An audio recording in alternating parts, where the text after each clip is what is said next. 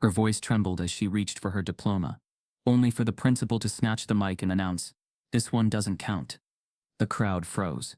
No explanation, just her, standing there, the only black graduate in the class. Someone shouted, "Why her?" Security began to move, cameras started recording, and what she whispered next changed everything. Before we deep dive into this interesting story, subscribe to our channel, and tell us where are you watching from. Share in the comments below. The first bell echoed like a warning shot across the concrete walls of Roosevelt High. Fluorescent lights buzzed overhead, casting a sterile glow over beige lockers and tired bulletin boards. Elijah Green moved through the crowded hallway with the quiet certainty of someone used to being overlooked. 17 years old, tall and lean, with warm brown skin and a slouch perfected over time, not from laziness but from years of trying to disappear. He wore hand-me-down jeans, a worn-out hoodie, and a backpack that had one strap broken and the other hanging by mercy. His father, Marcus Green, had worked as the school's janitor for nearly 2 decades.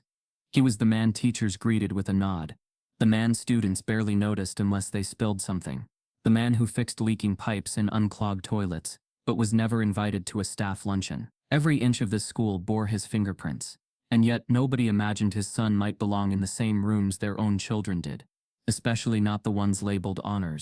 But today was different. Principal Rachel Callahan, just 6 months into her tenure, had spent weeks reviewing academic records. Her attention had snagged on one file, a quiet student with sky-high test scores, top percentile PSAT math results, but average grades in standard courses. The notes in Elijah's file were sparse, quiet, respectful, underperforms potential. It didn't add up. She dug deeper and found something troubling. Elijah had been recommended for advanced courses twice, both times overridden without explanation. When she asked his guidance counselor why he hadn't been placed in the advanced track, the reply was a shrug. "I don't think he'd thrive in that environment." That was all it took. Miss Callahan, a white woman with a calm voice and steel in her spine, made the call herself. Elijah would join honors calculus starting Monday. No debate, no permission slips, no slow transitions, just a new desk and a clean slate.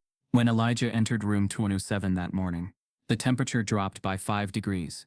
The door clicked shut behind him. 22 students turned to look. A few raised eyebrows.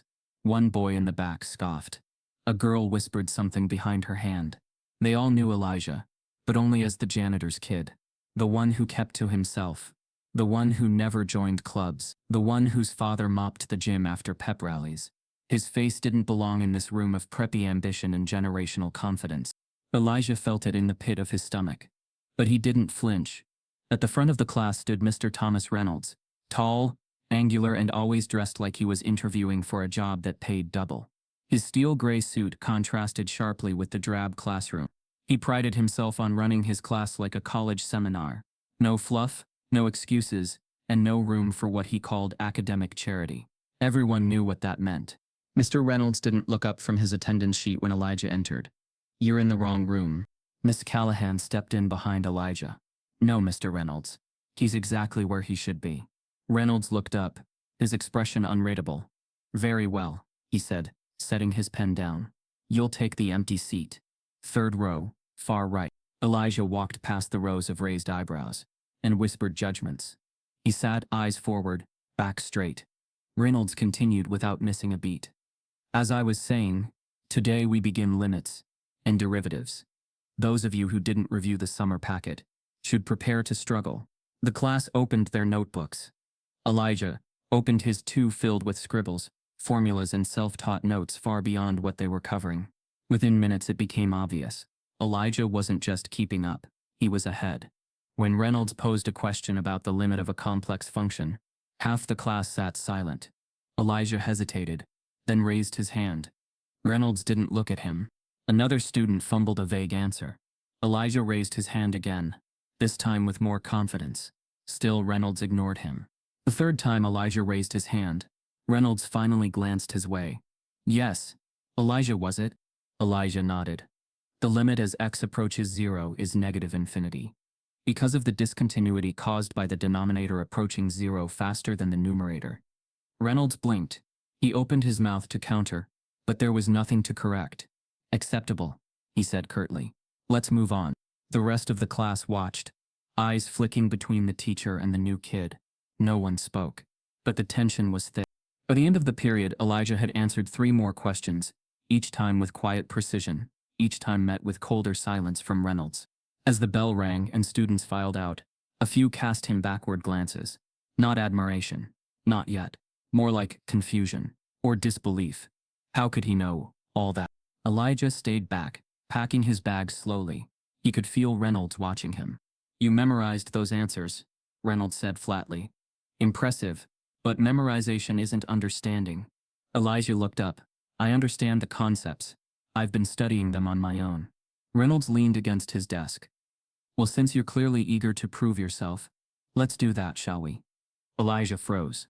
"Tomorrow you'll come to the board and solve one of the MIT entrance problems in front of the class. No notes. No assistant." Elijah met his eyes. Steady. "I want them." Reynolds gestured toward the students gathering outside the door. "To see that admission to this class still means something. And if you can't deliver, you'll transfer back out. Understood?" Elijah nodded once. Tightly. Reynolds gave a tight-lipped smile. "Prove to us you belong here." Elijah walks out, unaware that a student recorded the entire exchange and is already uploading it to social media. The next morning arrived with no fanfare, no sunlight glory streaming through windows, just gray skies, and the low hum of tension hanging over Roosevelt High like a brewing storm. Elijah Green didn't sleep much the night before. The weight of the challenge laid out by Mr. Reynolds had pressed on his chest like a cinder block. Not because he feared the math. That part oddly was the easiest. What he feared was what came after. He knew better than to believe that solving an equation could solve them. Still, he showed up. Room 207 was half full when he entered. And just like the day before, heads turned, conversations softened. The seat he'd taken yesterday had a torn scrap of notebook paper taped to it now. Custodial genius. He peeled it off without a word. Reynolds arrived right on time, dressed in a sharp navy suit, the kind that made it clear he believed in formality, order and hierarchy, the kind Elijah could never imagine affording. He set his briefcase down with a click, scanned the room, then looked directly at Elijah. "Mr. Green," he said, voice clipped. "The board awaits." There was no instruction, no warm-up, no context, just that. Elijah stood slowly, his palms damp but his face unreadable. He walked to the whiteboard, while the class buzzed in whispers. Reynolds clicked the projector and up came the problem. A long, looping multivariable calculus problem, lifted straight from an MIT practice set. Complex limits, nested derivatives. A small mistake could unravel everything. For a moment, silence. Then Elijah picked up the marker. Each step came carefully, not rushed, but confident. Not a memorized trick, but a rhythm, an understanding. He wrote small, neat numbers. He factored. He differentiated. He simplified. 27 eyes watched him. But Elijah only saw the math. After 7 quiet minutes, he boxed the final answer. Reynolds stood, walked up and studied the board. His face didn't change. Then, after a beat, he turned to the class. "Well," he said slowly, "he got it right." Some heads turned. One student, Amy, a girl near the window, gave a small nod of surprise. But Reynolds wasn't finished. He leaned back against the teacher's desk, arms crossed, and smiled faintly. "Still, this is what happens when people mistake calculation for comprehension." Elijah turned, confused. "You followed the steps. That's commendable. But this wasn't insight. It was pattern recognition. You people tend to excel at that." The words dropped like acid on stone. The room shifted. A few students stiffened. One boy coughed awkwardly. Another chuckled under his breath. No one said a word. Not one of them looked at Elijah. "You people," Reynolds said again, as if clarifying, "often approach math emotionally, not logically. That's not a fault. It's just how your minds work." The smirk didn't fade. Elijah froze in place. The silence behind him was unbearable now. Not quiet, but buzzing with unspoken opinions. No one defended him. No one challenged the comment. Because they were used to it. These weren't kids hearing something new. They were hearing something familiar, dressed in professional vocabulary, draped in standards, hidden beneath the polish of authority. Principal Callahan stood at the doorway, having come in mid-exchange. She blinked, confused, as the last word lingered. Her eyes darted to Elijah, then to Reynolds. Her mouth opened slightly, and then closed. She didn't move. Elijah placed the marker on the tray, and walked back to his seat. The walk felt longer than it was. His ears burned. He didn't look at anyone. His seat, the one still sticky from the mockery note, felt like a trap. The lesson continued, as if nothing had happened. Reynolds never looked his way again. That afternoon, as the sun hung low and orange across the cracked sidewalk, Marcus Green pushed a mop through the back stairwell of the science wing. He moved with the slow patience of a man who'd done this every day for 18 years. He didn't know what had happened in room 2. He didn't know that his son had been humiliated not for getting a problem wrong, but for getting it right in a body that wasn't welcome to be correct. He didn't know that the laughter that followed his son home that day wasn't loud or cruel, just a subtle snicker, the kind that's worse, the kind that says, "You'll never really belong." As Marcus scrubbed a rust-colored stain near the water fountain, he hummed an old Sam Cooke tune, something about change, and wiped sweat from his forehead. His walkie-talkie buzzed. He answered it, then went to clear a locker jam in the freshman wing. Upstairs, Elijah moved like a ghost through the halls. He didn't eat lunch. He didn't text anyone. He didn't go to the library like usual.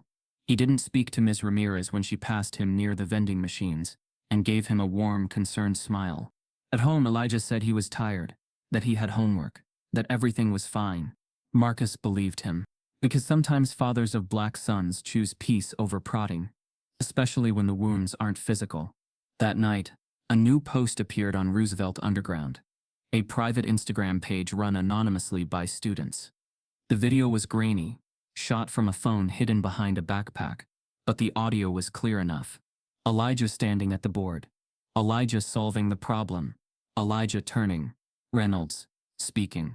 But something was missing. Someone had edited the footage.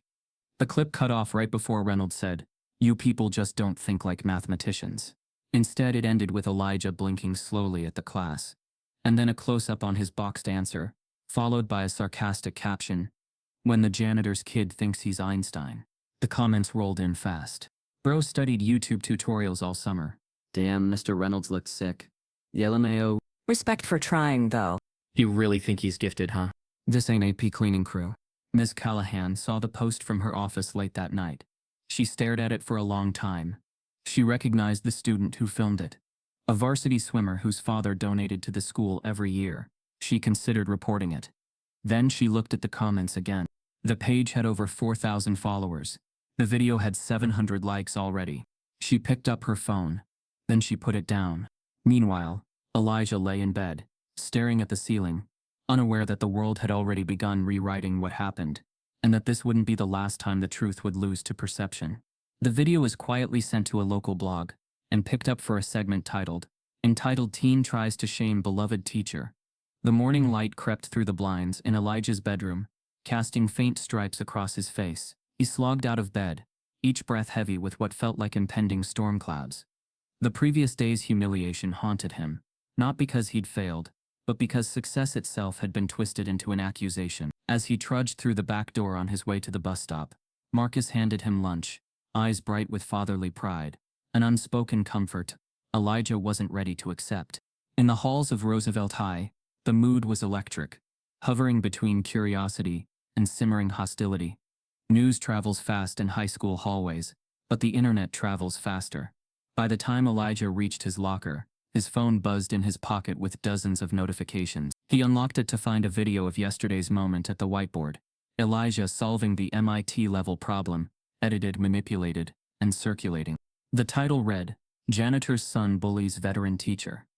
The clip began with Elijah's poised method, then cut abruptly to Reynolds' glare, missing the entire buildup in the teacher's own words. Comments flooded in, some mocking, many racist, others dripping with disdain. "Bet he thinks this makes him Black Einstein. Someone teach him humility, not math. He's probably rehearsed that in front of the mirror." Laugh emoji, custodial calculus flex. A few pulled him in defense.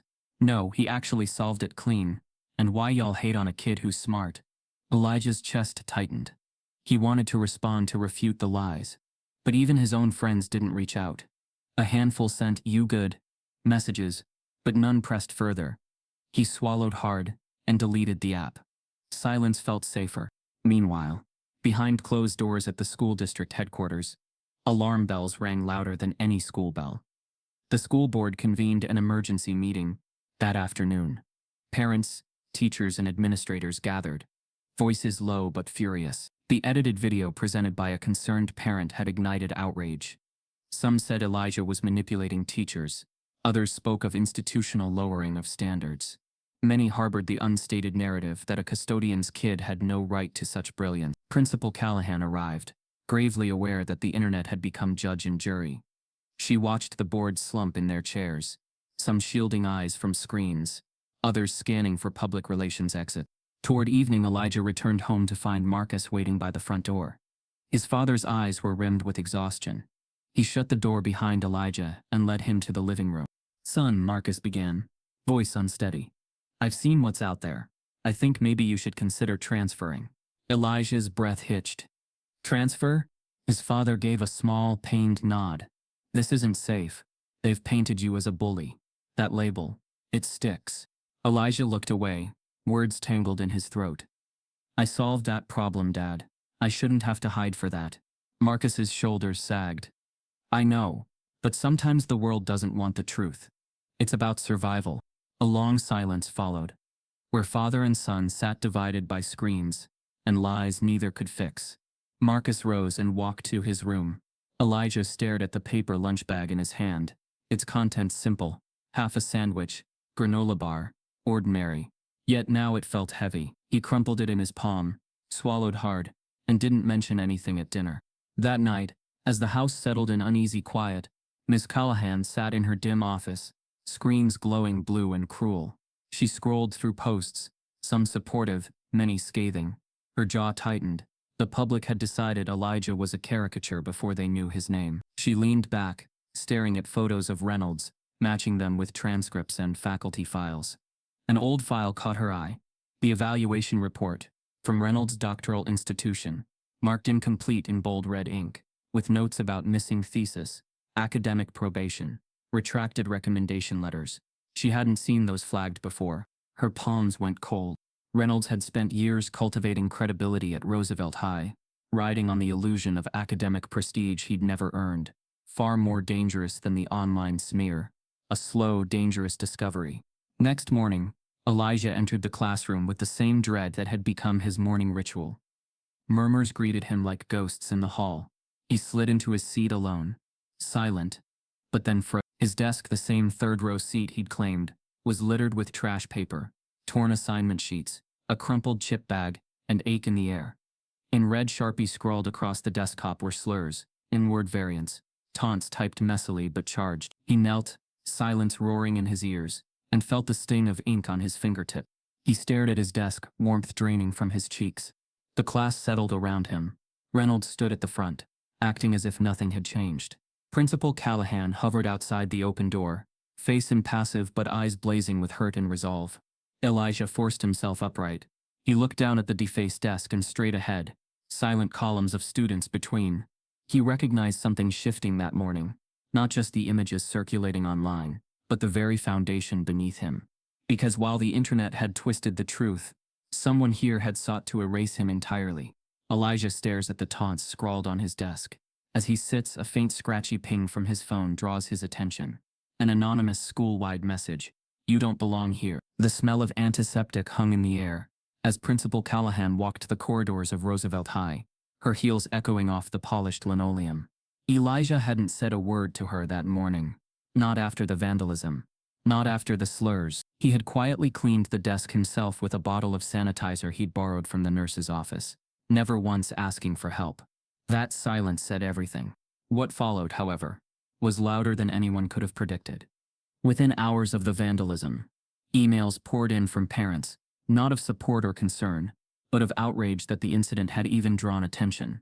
By midweek, Callahan was summoned to a hastily scheduled PTA meeting in the school library. Folding chairs were packed tightly into rows. The air conditioner rattled against the rising heat of parental indignation. Elijah and Marcus sat at the back of the room. Marcus wore his janitor's uniform, not by design, but because the meeting had been called during his shift. He refused to let his son sit alone. The microphone buzzed as the PTA president, Mrs. Harrow, took the stand. She adjusted her pearl necklace before speaking with the practiced smile of someone used to leading bake sales and benefit auctions, not addressing racial tension. We're here to address recent concerns involving student placement and classroom disruption, she began carefully. It didn't take long before the thin veil of diplomacy tore apart. A father in a crisp blazer stood abruptly. This school used to be about merit. Now it's about optics. Murmurs of agreement swept the room. Another mother chimed in. My daughter works her tail off to be in honors calculus, and now you're putting in kids who haven't followed the proper academic track just to look inclusive. Miss Callahan took the mic, her voice calm but firm. Elijah Green tested in the top 2% nationally in mathematics. He belongs in that classroom. Then why wasn't he there before? Someone shouted. That question sucked the oxygen from the room. Marcus stood slowly. The janitor uniform on his back suddenly seemed heavier under so many eyes. He walked to the microphone, voice low but unshakable. Maybe because no one ever expected someone like my son to be there. Maybe nobody ever thought to look at him. But I did. And now you all have to. Gasps. Scoffs. One parent stood and walked out, shaking his head. Ms. Ramirez, Elijah's former middle school teacher, stood from the back of the room. Her voice quivered as she took the microphone. I was Elijah's 8th grade math teacher, she began. He was tested for gifted placement twice. His scores qualified him, easily. Heads turned, but the paperwork never made it to the high school transition committee. I followed up. I was told the files were lost in transfer. The room went still. That's not a clerical error, she added. That's a pattern. Miss Callahan stepped forward.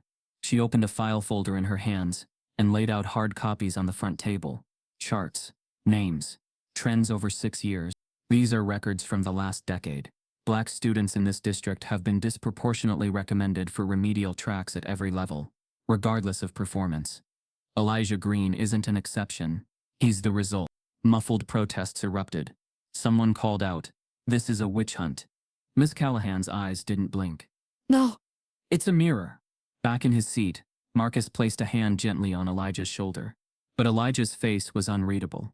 A careful mask forged in years of knowing that truth rarely mattered, if people decided not to see it.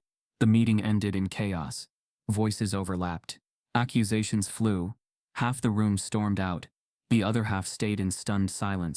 The next day, Elijah walked through the school like a ghost in reverse. Seen by everyone, yet understood by no one. Some students whispered apologies. Others gave him longer stares. Teachers avoided eye contact altogether. Miss Callahan's office became a war room. She was already receiving emails from the district superintendent warning her to de-escalate public tension. But she refused to backpedal. The data spoke for itself. Later that evening, she received a formal envelope slid under her office door. She unfolded the letter slowly. It bore the seal of the district legal department and was signed by Mr. Reynolds. The subject line read, "Formal complaint of administrative interference." The language was cold and precise. Principal Callahan's actions have undermined classroom authority, disrupted academic focus, and demonstrated a lack of impartiality toward faculty. Her decisions have created an unproductive and hostile work environment for staff and students alike. The accusation was strategic, clever. It didn't mention race. It didn't have to. It painted her as unstable, as reactive, as too emotional to lead. All while Reynolds hid behind institutional language like standards and tradition. She stared at the letter for a long moment. Her hands were trembling. Outside her office door, a soft knock. Elijah stands there holding a sealed envelope. His early application to MIT. Unsigned. "Should I still bother?" he asks. The air inside room 207 had grown thick with unspoken wars. Elijah now walked into class with his head high and his silence heavier than ever. The vandalism had been cleaned. The whispers had dulled. But the tension between him and Reynolds had only sharpened, refined like a blade between them. Mr. Reynolds stood at the whiteboard, chalk in hand, eyes cold. "Today," he said, voice deliberately loud, "we're going to separate the memorizers from the thinkers." He turned and wrote on the board slowly, deliberately, as though each letter was a wall between two worlds. Deriv, xy, bx quar y twar. Prove the limit exists, as xy approaches. Murmurs rippled through the room. It wasn't just difficult, it was notorious. The problem had lingered in academic folklore for decades. It was a variation of a multi-dimensional limit problem that had baffled even seasoned mathematicians in its original form, known in some circles as the boundary ghost. It had no universally accepted analytic proof and resisted textbook reduction. No one had solved it conclusively in class. Reynolds capped the marker and turned, eyes settling on Elijah. This one isn't about regurgitating formulas. It's about insight. Only real mathematicians can even begin this. He let the words hang. The class sat in rigid silence. Elijah, he said, gesturing with an open palm. Would you care to try? Elijah rose without a word, notebook tucked under his arm, eyes expressionless. He walked to the board, slow and steady, markers in hand. He stood for a long moment, in front of the equation. Then, he began. Not with brute force or trial and error, but with structure, elegance. He redefined the function in polar coordinates. He separated components. He examined directional limits. Then, in a move no one expected, he pivoted, introducing an unconventional approach using sequences and a nested symmetry model. Almost no one in the room understood. Even Reynolds leaned forward. Lines filled the board, not chaotic, not desperate, composed, deliberate, bold, but not reckless. And at the end of the chain of logic, Elijah drew a box around the final expression, a transformed version of the limit's behavior that didn't solve it completely, but cracked it open in a way that made the impossibility less impossible. He stepped back, silent. A hand shot up from the back. It belonged to a woman none of the students had noticed before. Early 40s, dark curly hair, round glasses, a lanyard that read, Caltech Visiting Fellow. She rose to her feet slowly.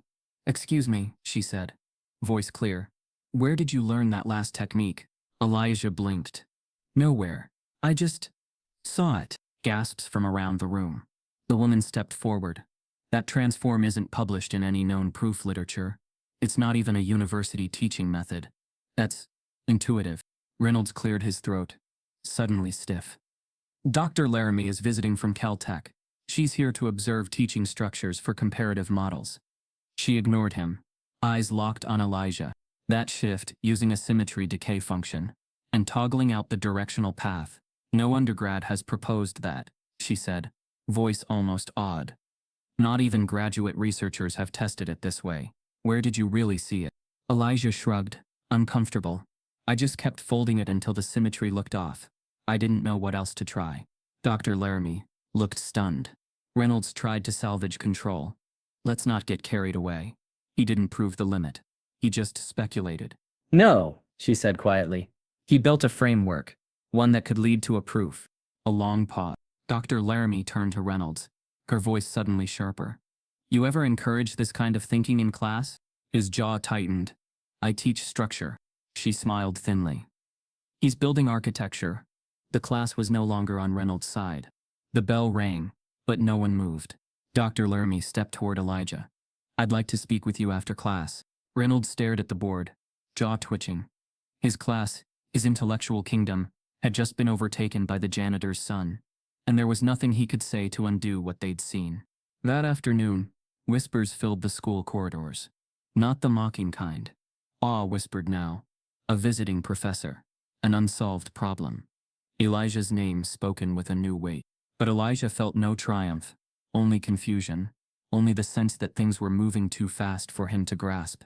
Dr. Laramie met him in the staff lounge later that day. She offered to send his work to a contact at MIT. Off the record, she said, You're on to something real. He nodded, unsure what to feel. By evening, word had reached faculty lounges across the district. A student, a black student, a janitor's son, a boy with no tutoring or legacy advantage, had just touched the edge of a mystery the department had long since given up on. Back in her office, Principal Callahan scrolled through her inbox. Messages flooded in, questions, curiosity, university liaisons, asking to observe Elijah's next class. But one email stopped her cold. It had no name, no signature, just a subject line. Check Reynolds' credentials. Her blood ran cold. She clicked open the email and saw 3 attachments, 1 transcript, 1 resume, 1 disciplinary report.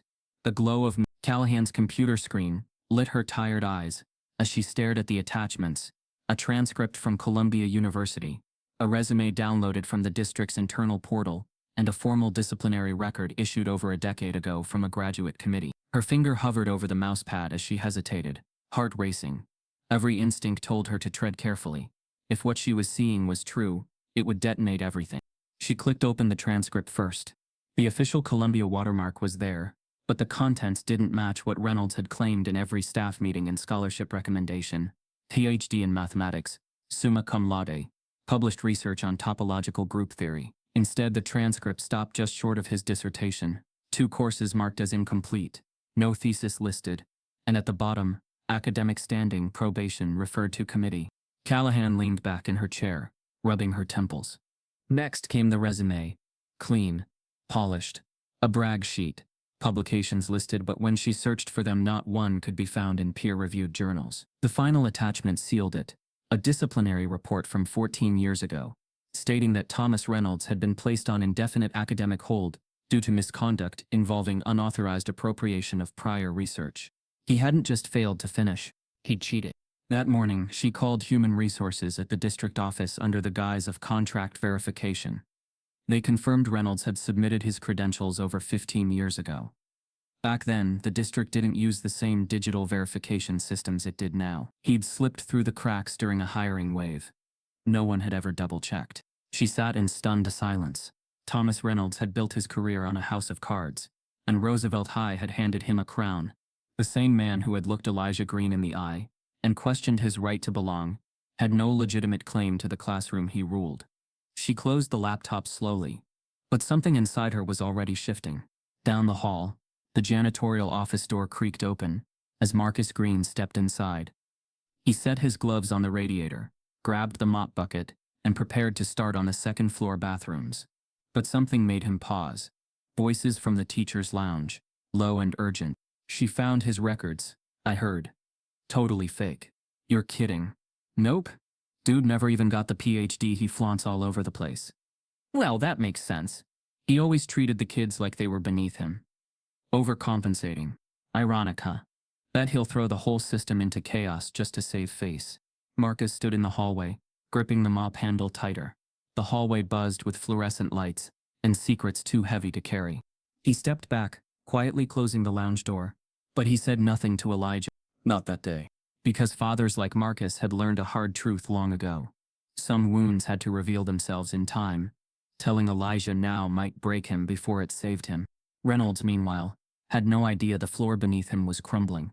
He taught that day as he always did, precise, aloof, dismissive of students he didn't favor.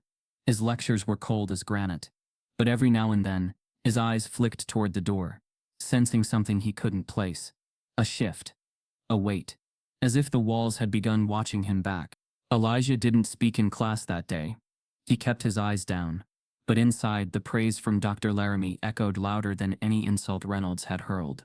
Architecture. He had built something no one expected. That night, the Green home sat quiet on the edge of the neighborhood. A modest 2-bedroom brick house with peeling paint and a cracked front step. Marcus sat on the couch reading the newspaper. Elijah worked on practice problems in his room. The air was still. Then the shatter came. Glass exploded inward from the living room window. With a violent crash, Marcus dove to shield himself as shards sprayed the floor. A brick thudded onto the rug, wrapped in crumpled paper. He lunged for it, heart pounding. On the paper, scrawled in blocky black Sharpie, was a message: "Stay in your place." His hands trembled as he read it twice, 3 times. Outside, a car engine revved and sped away into the dark. No plates, no faces, just hate, raw and faceless. Marcus didn't wake Elijah. He swept the glass alone. He locked the door and taped cardboard over the shattered pane. He hid the note in the kitchen drawer, but his hands didn't stop shaking. Because this wasn't just backlash, it was a warning. And deep down, he knew it was only the beginning. In the school parking lot the next morning, Reynolds unlocks his car and finds a note stuck under his windshield wiper. We know. The morning after the bricks shattered the Green family's quiet, Elijah sat at the kitchen table, sipping lukewarm coffee and staring blankly at a STEM scholarship application pinned to the fridge. It had been there for 2 weeks, held up by a magnet shaped like a smiley face, but it no longer looked like hope. It looked like pressure. Marcus said nothing as he made breakfast. He hadn't told Elijah about the brick. He'd swept up the glass before sunrise, replaced the note with silence. Fathers like him had spent years learning that shielding your son wasn't cowardice. It was survival. Elijah, Marcus finally said, nodding at the form. You mailing that in today? Yeah, Elijah murmured. Deadline's Friday. Ramirez said they already nominated me last week though, so it's just formality. Marcus smiled faintly, proud but cautious. You deserve it. Elijah didn't answer. He kept stirring his coffee, as if the silence might dissolve the doubt sitting at the bottom of his cup. 2 days later, Ms. Ramirez burst into Principal Callahan's office, slapping a stack of papers on the desk. This wasn't an accident, she said, eyes burning. They scrubbed his name off the shortlist. Callahan looked up, confused. Scrubbed? Elijah. The STEM Innovators of Tomorrow Award. He was top-ranked. I saw the shortlist last week. Now he's not even mentioned. Callahan flipped through the papers, internal emails she wasn't supposed to have. Ramirez had connections from a teacher conference group. What she found wasn't just oversight, it was orchestration. In one message, a member of the Scholarship Advisory Board had written, "We've received concerns about Elijah Green's behavioral record and academic integrity per comments shared by his current math instructor, Mr. Reynolds." Behavioral record, integrity, words with edges. There were no citations, no incidents, just vague smoke. Another email referenced optics, that the award needed to go to a student who embodied both academic excellence and institutional cooperation. Callahan's mouth went dry. She didn't need a translator. That was coded language. White-coded, reputation-coded. She picked up the phone and called the scholarship board directly. The conversation was polite, polished, chilling. "We understand your concerns, Principal Callahan," the board chair said. "But perhaps this is a learning moment for Elijah. Sometimes ambition needs to be tempered with humility. College is a long journey. He'll have other chances." Callahan paused. "Are you aware that he was the only applicant to crack the topological limit proof this year? That a Caltech professor recommended him for lab placement?" There was a brief silence on the line. "Be that as it may," the voice replied, "we have to consider the student's overall demeanor. We've heard mixed impressions." When Callahan pressed further, she was warned gently. "We value Roosevelt Hyde's cooperation. But we also have to prioritize the board's integrity. I suggest we move forward without additional disruption." Disruption. Another sharp word. She hung up, fists clenched. Elijah found out in the hallway between classes. Miss Ramirez pulled him aside near the stairwell, away from wandering ears. "They pulled you from the shortlist," she said, her voice tight. "What?" Elijah blinked. "They're saying there were concerns raised. It's not official, but I saw the messages." Elijah didn't speak, didn't blink.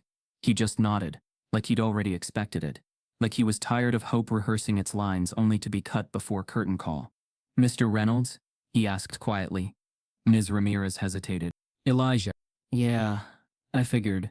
He walked off before she could finish. In room 27 that afternoon, Elijah sat through class with his hands in his lap, and his gaze fixed on nothing. Reynolds was particularly chipper, talking about symmetry groups, stringing formulas like pearls on a thread. But when he walked past Elijah's desk, he paused just long enough to murmur, "Some scholarships are about more than numbers, Green." The words weren't sharp, but they cut anyway. Elijah didn't look up.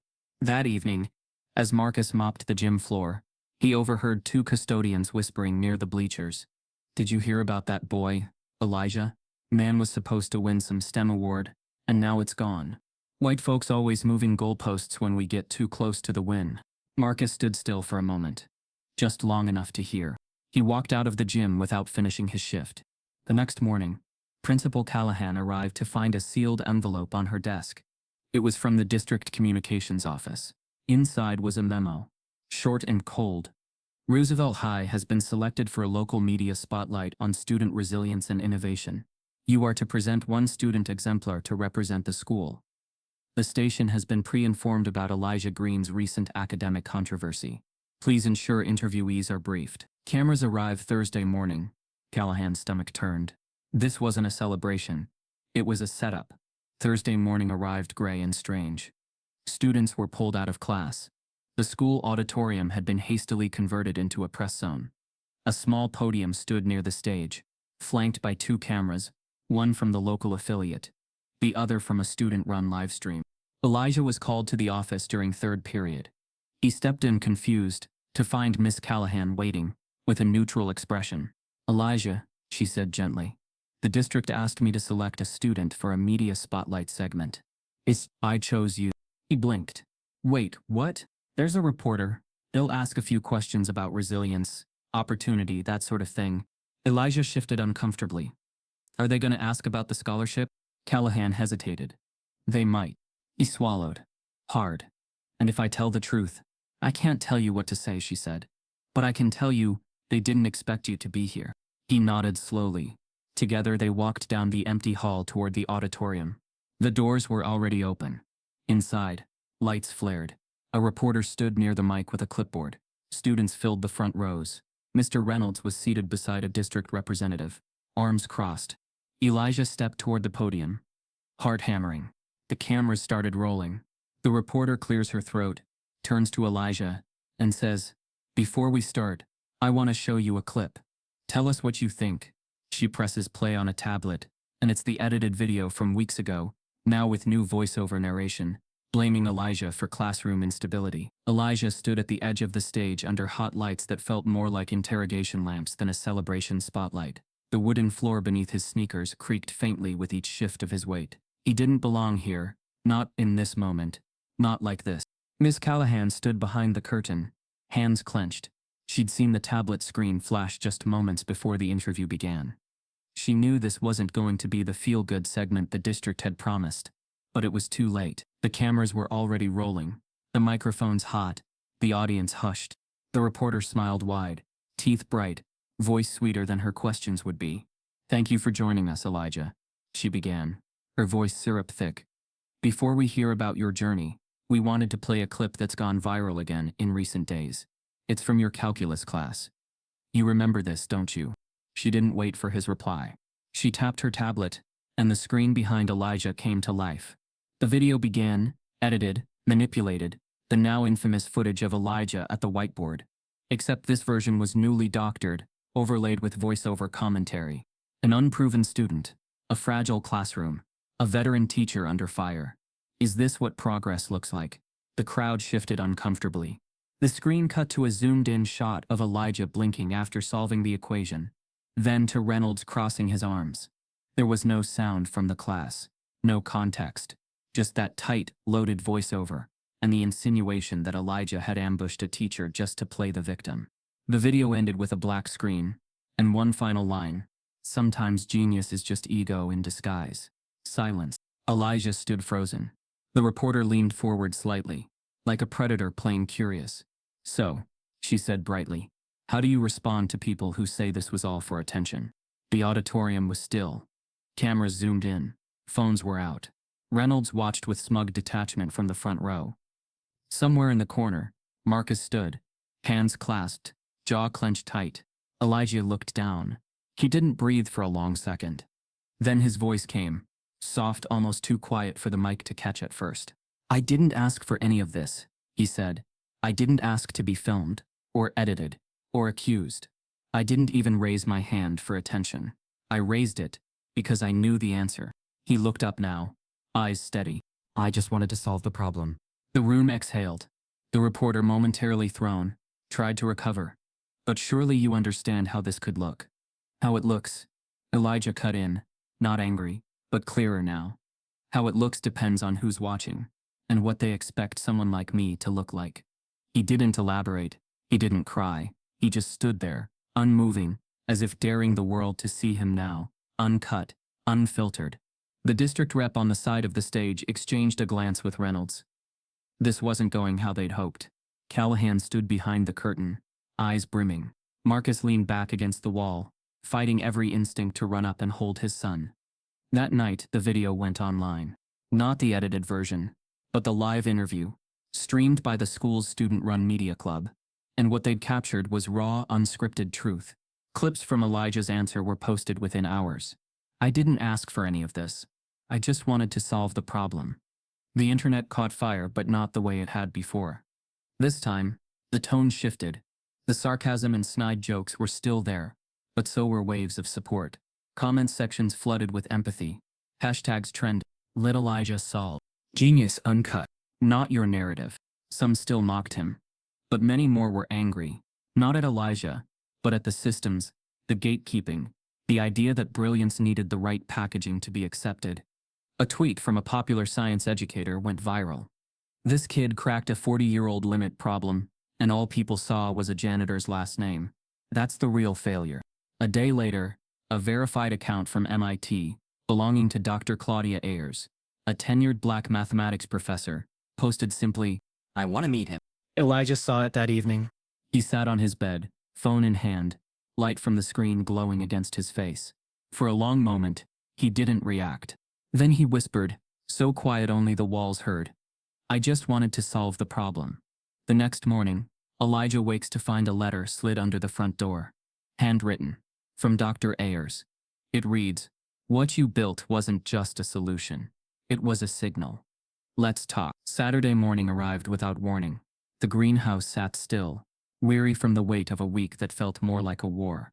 Marcus made eggs in the kitchen, his hands moving by memory. Elijah sat by the window, staring out at nothing. The unopened letter from MIT's Dr. Naomi Blair lying on the table beside his elbow. He hadn't touched it. Not yet. It felt too heavy to hold. Like hope wrapped in paper, and he wasn't sure he was ready to believe in hope again. Then came the knock. 3 crisp taps on the door. Not the kind of knock that came from a neighbor asking for sugar.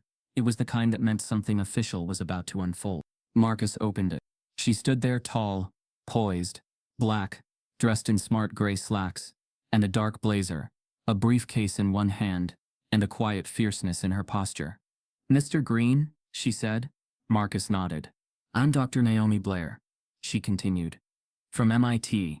May I come in?" They sat at the small kitchen table. The letter now open between them. Elijah silent, Marcus cautious. Dr. Blair didn't waste time.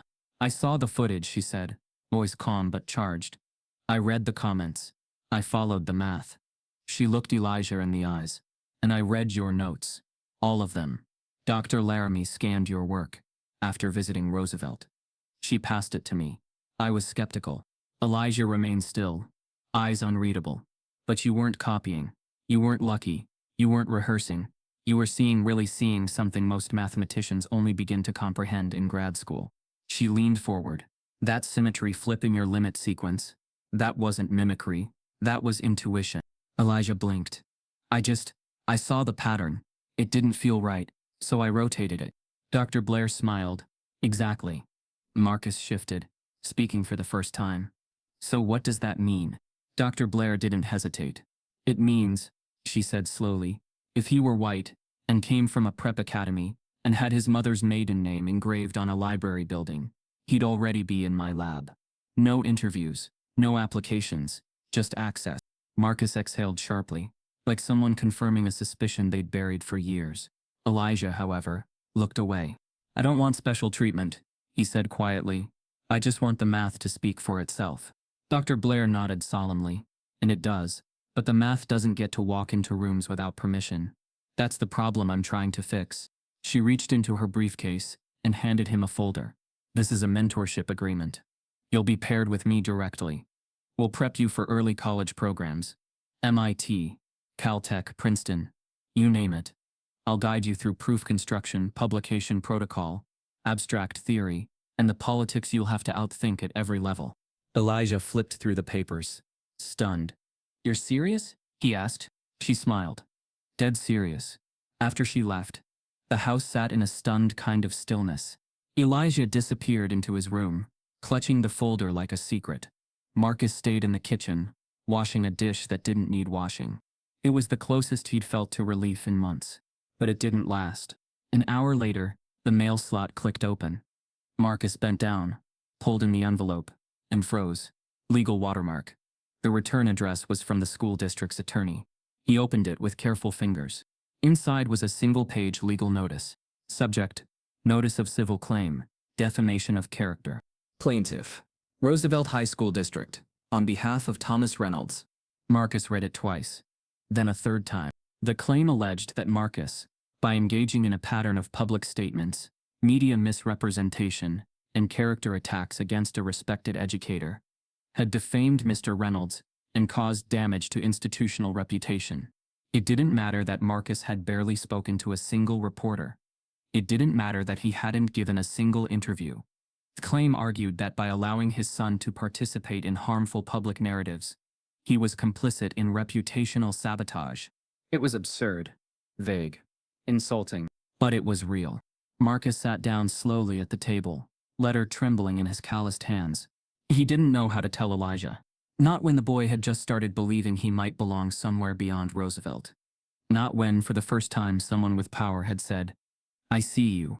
And now the very system that had ignored his family for years, that had erased Elijah's records, mocked his presence, cut his name from lists, had decided to use the one weapon they always used best: fear.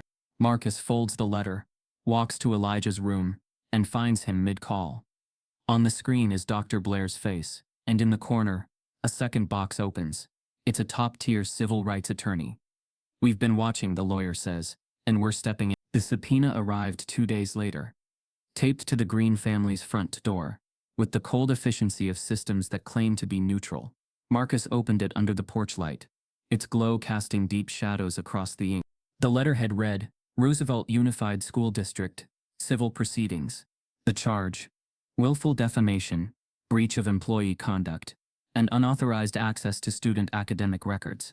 According to the district's legal counsel, Marcus had used his unique custodial access to school infrastructure to influence academic placements, manipulate evaluative materials, and engineer a hostile narrative targeting veteran faculty. Marcus sat down on the porch step, paper trembling in his hands, as his stomach turned. He didn't have keys to the main office. He never had. He didn't even want them. At the next school board meeting, word of the lawsuit had already spread like an oil fire. The auditorium was packed. Parents, staff, community activists, district officials. Some held signs supporting the Greens. Others wore pins that read, "Protect our teachers." The irony wasn't lost on Ms. Callahan. When she stood to address the crowd, the tension was electric. She took a deep breath and faced them, not as a principal on payroll, but as a witness to every small, suffocating act that had brought them here. "I've reviewed the access logs," she said. "Mr. Green has never not once used or held administrative credentials. He's never touched the student information system. He mops floors. He cleans lockers. That's his job." From the crowd, a voice snapped back. "Then how come his son suddenly became a math prodigy overnight?" Callahan's eyes narrowed. "He didn't become one. He was one. You just didn't bother to look." A wave of murmurs crashed through the room. Another parent stood up. "This is about standards. We can't just let anyone into advanced programs because they feel overlooked." This time it was Ms. Ramirez who spoke, rising from the back row. "Elijah didn't get in because of feelings. He tested in the top percentile in every major assessment. Twice. But his placement files somehow were never sent forward. That's not a mistake. That's filtering." Gasps. Anger. Applause. Glare. The room was splitting in half. One side fueled by resentment over disrupted order. The other lit by indignation that it had taken so long for someone to finally say the quiet part out loud. Outside, Elijah watched from the sidewalk, earbuds in, listening to a silent math lecture he didn't really need to hear. His body was tense, his face blank. Inside his mind, the numbers were clearer than the people. He could solve theoretical chaos, but he couldn't solve this. The lawsuit grew teeth over the next week. Reynolds claimed emotional distress. The district's legal counsel cited concerns over internal leaks, insinuating Marcus may have accessed teacher personnel records. A claim utterly baseless but hard to disprove without direct logs. Marcus sat at the kitchen table night after night, looking over legal papers with Dr. Blair's contact attorney, a sharp, fast-talking civil rights specialist named Erica Holmes. Her tone was clinical, her words weaponized. "They're not trying to win this," Erica told Marcus flatly. "They're trying to bury you in optics, to make you look like the aggressor before Reynolds gets outed." "Elijah shouldn't have to see this," Marcus murmured. "He already has," Erica replied. "But trust me, we're not done yet." Community forums lit up. Anonymous posts floated around. "The janitor thinks he's a revolutionary." Another angry black family looking for a payout. "No wonder his son acts entitled." The phrase "playing the race card" was dropped in half of them. The other half didn't bother with euphemism. But then, something unexpected happened. An anonymous Twitter account, admin whistle, began posting threads, screenshots, internal emails, redacted names, but obvious patterns. One thread read, Ask yourself why Reynolds was allowed to block black students from honors placement 4 years in a row, without review. Another. Ask who recommended Reynolds, despite knowing he never published a single paper. Within hours the account had thousands of followers. And then on a Tuesday morning, Callahan received a package. No return address. Just a padded envelope slipped into her office mailbox. Inside, a small USB drive. A sticky note attached, scrawled in black pen. Reynolds, final project. She locked her door, closed the blinds, and plugged it into her laptop. What she found inside wasn't just a bombshell. It was a blueprint for deceit. One folder contained a PDF labeled Thesis Draft, 2009. Inside were large chunks lifted verbatim from another researcher's paper, dated 3 years earlier. Callahan opened both side by side. The duplication was shameless. Another file held emails from Reynolds, written during his early teaching years, requesting favorable edits to performance reviews in exchange for advocacy recommendations. And a third folder, titled simply Pending Retraction Notices, showed an exchange between a journal editor and Reynolds, dated a year before his hiring at Roosevelt. The editor had flagged improper sourcing and ethical violations. The final message read, "We cannot move forward with publication. Please do not submit again under this name." Reynolds had never been published, and he knew it. Callahan sat back, heart pounding. This wasn't just misconduct. It was fraud. She picks up her phone, ready to call the superintendent, but just then another email hits her inbox from the anonymous account. This time it's a video file. Subject line, "You'll want to see what he says when he thinks no one's recording." The silence in Principal Callahan's office was heavy, broken only by the faint whir of her laptop's fan as she clicked on the video file. Subject line, "You'll want to see what he says when he thinks no one's recording." The screen flickered, then revealed grainy footage from what appeared to be a classroom after hours. The room was dim, empty. The camera was angled low, as if placed on a shelf or behind a stack of textbooks. Thomas Reynolds appeared on screen, alone at his desk, typing furiously. A male voice, unseen, entered the room. "You really gonna let this janitor kid make you look stupid?" Reynolds laughed, a sound far colder than anything Callahan had heard in the classroom. "He's not making me look stupid," Reynolds said. "They're making it political, like they always do." The voice pushed further. "You think he's really gifted?" Reynolds shook his head, still typing. "Gifted? Please. He got lucky. You give a monkey a Rubik's Cube long enough, he'll line up a few colors." Callahan's blood ran cold. "Come on." The voice goaded. "He cracked that problem from MIT. Reynolds leaned back in his chair. He didn't crack anything, he rearranged some steps. "It's showmanship. The kind of thing these people get praised for. Emotional intellect. Seeing the problem differently. If I pulled that nonsense in my doctoral review, they'd have laughed me out of the room." He chuckled again. "But of course, I'm white, so the bar's higher." The other man laughed. The footage ended. Callahan sat motionless, the screen still glowing. She spent the next 6 hours reviewing every file on the USB drive again, page by page, email by email, watching the video multiple times to prepare herself. What she was about to do wasn't just a professional risk. It was personal.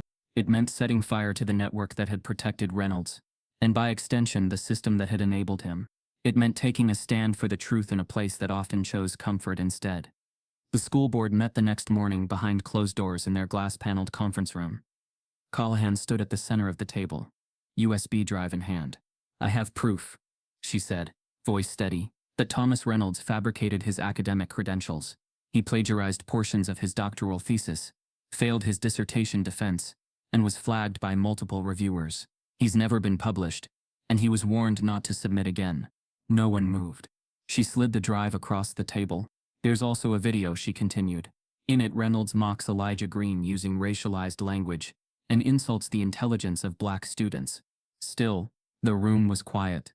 Superintendent Mathers, a clean-cut man in his 60s with a Harvard pin on his lapel, spoke first. "Rachel," he said gently, "this is serious." "Yes," she replied. "It is." Mathers exhaled. "And it could be catastrophic for the district. Public image, donor relations, staffing morale. We have to think about long-term consequences." Callahan's eyes narrowed. "You're talking about your consequences." Another board member chimed in. "We don't doubt your intentions, but if this gets out, we're looking at lawsuits, accreditation scrutiny, Maybe even audits from the state. Are you prepared for that fallout? Callahan didn't flinch. Are you? Mathers folded his hands. We're willing to make this go away. Quietly. Reynolds is nearing retirement. We'll ask him to step down early. No ceremony, no pension bump, just a quiet exit. In exchange, you don't go public. Callahan stared. You want me to let a racist fraud walk out the back door with a handshake while a black janitor and his son take the fall? Mathers raised a brow. You're a smart woman, Rachel. Think about your career. There it was. The mask finally off. They weren't protecting the school. They were protecting themselves. Callahan left without another word. She didn't go home. She didn't go back to her office. She went straight to the small community college 2 blocks from Roosevelt High, where her old friend, an adjunct journalism professor, still taught part-time. By nightfall, the press advisory was written. By morning, her inbox would be full of fire. At 8:03 a.m., the email hit every local outlet. Principal Rachel Callahan to deliver urgent public statement regarding district integrity and faculty misconduct. Within hours, her name was trending locally on Twitter. Students whispered through the halls. Teachers kept to their classrooms. And Reynolds, unaware of what was coming, led his first period class as usual, chalk squeaking against the board while the walls closed in. That afternoon, Callahan stood behind a podium set up in front of the school library. Cameras blinked, reporters leaned forward. Community members lined the sidewalks, murmuring. Elijah stood off to the side with Marcus, hands in his pockets, unsure of what to expect. Ms. Ramirez stood behind them both. Proud, anxious. Callahan stepped up to the microphone, her voice clear and sharp. For the past several months, she began.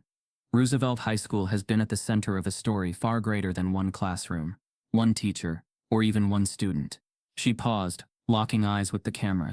We are not here because someone solved a math problem. We are here because a student, a brilliant student, was punished for daring to solve one while being black and being the son of a janitor. Gasps rippled. Callahan didn't stop. I have reviewed and verified documentation that proves Thomas Reynolds, a longtime faculty member, falsified his academic background, plagiarized his doctoral work, and used his position to influence placement decisions that disproportionately affected students of color. Murmurs turned to shock. He has repeatedly made racist remarks, some of which I will share in full transcripts after this conference. These statements were recorded and provided by a whistleblower. Reporters' fingers flew across keyboards. The crowd stiffened. The students behind her leaned forward. I was offered the opportunity to make this go away quietly, she added. But that's the very problem we're all complicit in. Silence, in the name of stability. She looked toward Elijah, then Marcus. I choose truth. I choose exposure. And I choose the students we are supposed to serve. Applause erupted, hesitant at first, then rising into a steady roar. As the crowd swells around her, Callahan receives a text from an unknown number. Just one sentence. You're not the only one with a file. By sunrise the next day, Principal Rachel Callahan's press conference had reached every major city in the state. The local news led with her name. Social media clipped her quotes and played them on loop. We are not here because someone solved a math problem. We are here because a student, a brilliant student, was punished for daring to solve one while being black. It was bold, unapologetic, the kind of truth that institutions hated because it couldn't be softened into press release language. And it hit like wildfire. Students across the country reposted it. Civil rights organizations shared the video under captions like "This is why representation matters." Even major news outlets picked it up. The next morning, Elijah's name trended again. But this time, not as the punchline to an edited clip. Not as a disruption. This time, it was Elijah the mathematician. Elijah the unrecognized genius. He watched the news roll in from his phone, seated at the edge of his bed, shoulders hunched, unsure if he should even let himself believe it. At Roosevelt High, the tide turned so fast it nearly knocked the administration over. By noon, Superintendent Mathers released a formal district statement. We take all allegations seriously. In light of new evidence, Mr. Thomas Reynolds has submitted his immediate resignation. We have initiated an independent civil rights investigation in coordination with the State Equity Board. No denial, no deflection, just surrender, wrapped in carefully sanitized language. But Miss Callahan knew what that statement really meant. They'd seen the ship sink and jumped overboard before their names were engraved on the wreckage. Reynolds didn't come to school that day. He didn't clean out his classroom. He didn't show his face at all. The custodial crew found his office stripped bare.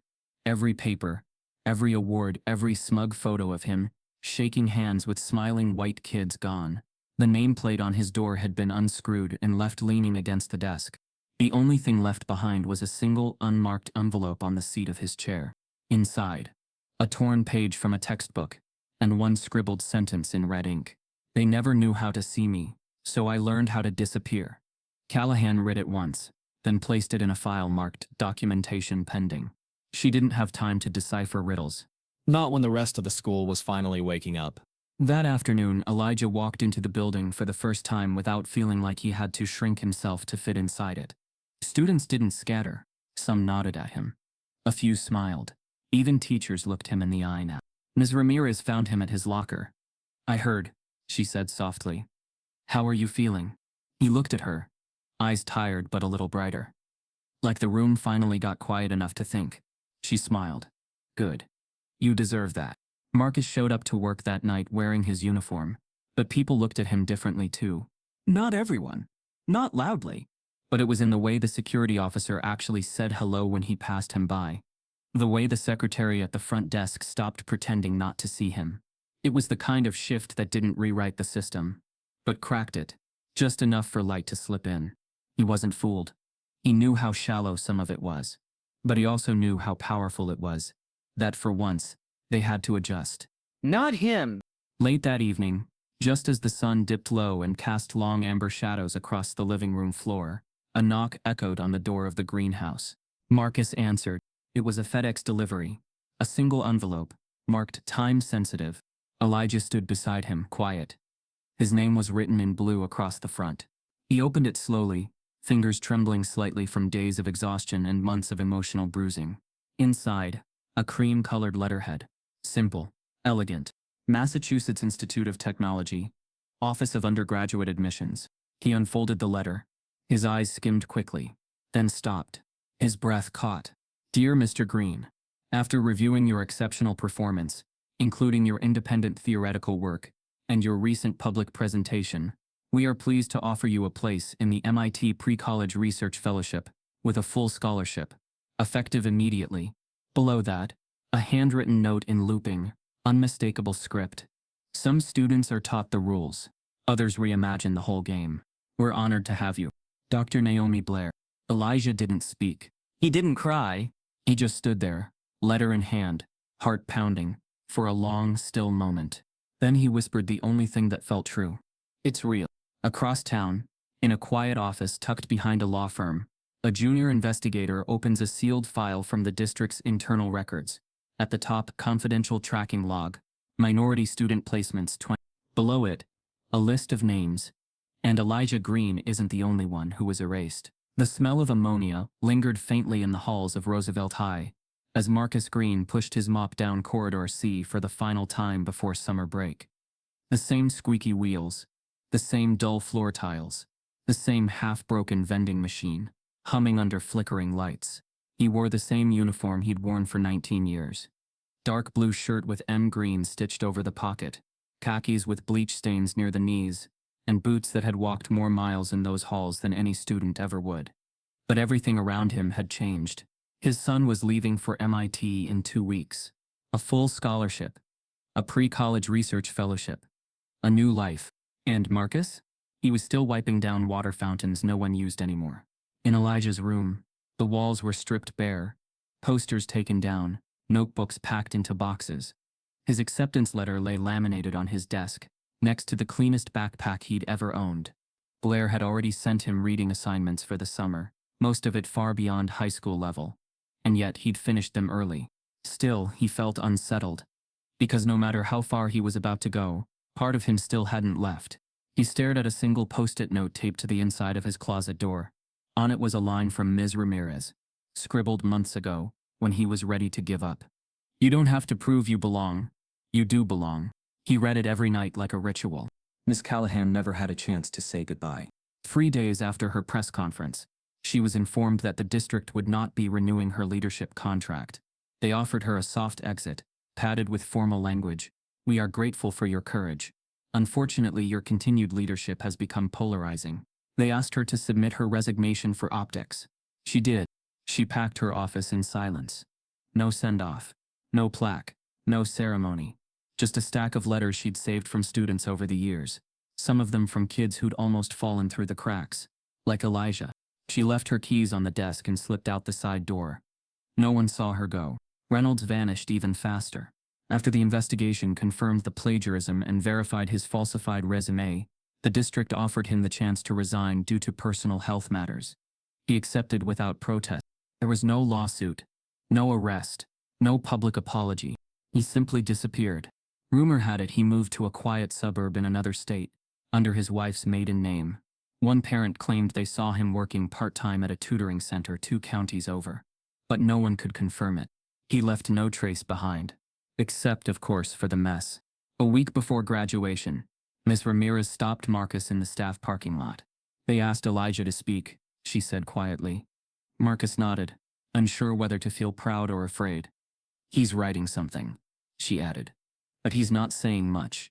He's never been much of a talker, Marcus replied with a small smile. But when he speaks, people listen. The day of graduation was unusually warm. Folding chairs were arranged in rows on the football field. Families filled the bleachers, fans waving slowly in the humid air. The graduating class wore deep green gowns with gold sashes, tassels swinging with every excited nod. Elijah stood in line, robe perfectly pressed, speech folded in his hand. He hadn't shown it to anyone, not even Marcus. Backstage, the principal's replacement gave him a generic smile. They tell me you've had quite a year. Elijah just nodded. Marcus sat near the back, with Ms. Ramirez, and Erica Holmes, the attorney who had guided them through months of legal warfare. Dr. Blair had flown in, seated 2 rows behind. She didn't say much, but her presence meant everything. The crowd quieted as the ceremony began. After names were called, diplomas handed out, and the new principal gave a carefully scripted message about growth through adversity. Elijah was called to the podium. He walked slowly, not with nerves, but with purpose. He unfolded the paper in his hand, cleared his throat, and looked out at the crowd. And then he put the paper away. I was told I shouldn't be in this school. I was told I was arrogant. That I didn't understand how to think like a mathematician. That I was only here because of sympathy, or luck, or some lowered standard meant to make someone else feel good about inclusion. The crowd held its breath. But math doesn't care about your last name. It doesn't care how much money your family makes. And it doesn't care who your father mops floors for. Math just cares whether you see the pattern. And I saw it, even when the people around me refused. Ms. Ramirez wiped her eyes. Marcus didn't move, not because he wasn't emotional, but because he knew if he did, he'd break. Some people in this crowd stood by me. Others stood in my way. But none of them decided who I would become. And none of them get to decide what I do next. He paused. If there's one thing I've learned, it's this. Sometimes the smartest person in the room is the one no one noticed. And sometimes the person cleaning the room is the one who built the foundation for someone else to rise. He stepped back from the mic. No dramatics, no theatrics, just truth. The crowd rose, clapping, some with guilt, some with pride. Marcus stood last. As Elijah exits the stage, a woman approaches with a folder. She's from the state's Civil Rights Division. Inside the folder is a list. Over 70 names of Black students who, like Elijah, were blocked from gifted placement in the last decade. She looks him in the eye and says, "You ready to help us rebuild this from the ground up?" The folding chair beneath Elijah creaked as he sat back down, still flushed from the applause. His heart was pounding, not from nerves, but from the gravity of what he'd just said, and how deeply it had landed. The field was no longer just a sea of graduates and parents. It was a wave of silence, awe, and open emotion. Dozens of students had stood with him when he spoke. Some wiped away tears. Others held hands with family members who now looked at them with new eyes. What he said wasn't just about him. It was about every student who had ever been told they were too much or not enough. Every kid who'd been told their brilliance didn't fit inside a test score or a rubric or a stereotype. Ms. Ramirez, sitting beside Marcus, dabbed at her eyes with a tissue. Erica Holmes, arms crossed and jaw tight, whispered to herself, "That boy just rewrote the district's narrative in 5 minutes." Marcus, meanwhile, sat motionless. His eyes were locked not on the stage but on the empty mop closet he could see across the field, the one he'd worked out of since Elijah was 8. For the first time, it felt like that closet was shrinking in his rearview. As the ceremony closed, the district superintendent stepped to the mic, clearly rattled, his usual practiced tone replaced with a thin veneer of humility. "We are deeply grateful to Elijah Green for reminding us of the difference one voice can make," he began, trying to control the narrative before it spun too far out of his hands. "And in light of recent revelations and community input, we are proud to announce the Roosevelt Equity and Excellence Initiative, an outreach and placement reform program designed to ensure that no student is ever overlooked due to bias, systemic or otherwise." He paused, cleared his throat, then added, "The initiative will be named after its first catalyst, the Elijah Green Scholars Program." Gasps. Applause. Whispers. Elijah blinked. He hadn't been told about this. No warning. No heads up. Marcus looked at him from the crowd, proud but concerned. Recognition always came with a cost, and sometimes it came too late. After the ceremony, a line formed in front of Elijah. Teachers, alumni, parents, students. Some shook his hand, others simply cried. A girl from the freshman class approached him with a notebook full of his quotes. "I'm going to apply for honors next year," she said softly. "They told me not to bother, but I'm bothering now." An older white man, a retired teacher, patted his shoulder. "We failed kids like you for years. Thank you for making us face it." Elijah nodded, polite but silent. He didn't trust words from people who had sat quiet for too long. Not yet. Maybe not ever. He finally stepped away from the crowd and made his way around the edge of the field toward the back gate, just needing a breath of air away from the noise. That's when he saw him, a small boy, maybe 10, standing just behind the equipment shed. He wore a slightly oversized school polo and had dirt smudged on his sleeves. His skin was deep brown, and his eyes, big, round, and unblinking, locked onto Elijah like he was watching something sacred. Beside him was a rusted janitor's cart. And beside the cart, a man in his 40s hunched over, wiping down the field bleachers with a rag that had seen better years. Elijah stopped in his tracks. The boy stepped forward slowly, holding a folded sheet of paper. He offered it, shyly. Elijah took it and unfolded it. It was a drawing, done in colored pencil, of a boy at a chalkboard solving a math problem, with a crowd behind him cheering. The stick figure had curly hair and glasses. The crowd held signs that said, "He belongs." The caption at the top, written in wobbly block letters, read, "I want to be like you." Elijah looked down at the boy, throat tight. "What's your name?" he asked. The boy hesitated, then whispered, "Jaden."